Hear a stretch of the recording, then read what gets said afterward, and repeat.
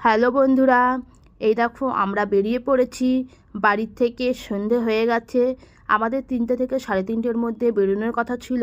একটা বিশেষ বড় অসুবিধার কারণে আমাদের বেরোতে অনেক দেরি হয়ে গেছে। 5টা 20-তে আমাদের গাড়ি ছেড়েছে। আমার প্রচণ্ড টেনশানের মধ্যে ছিলাম। তো কিভাবে আমরা শিয়ালদায় পৌঁছাবো আমি জানি না। তো আমাদের গাড়ির ড্রাইভার বলেছে 2 ঘন্টার মধ্যে আমাদের শিয়ালদায় পৌঁছে দেবে। দেখা যাক কি হয়।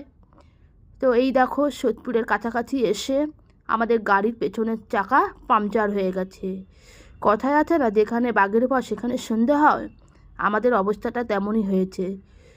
তো তাড়াতাড়ি করে গাড়ির চাকাটা চেঞ্জ করে নতুন চাকা লাগিয়ে নিচ্ছে।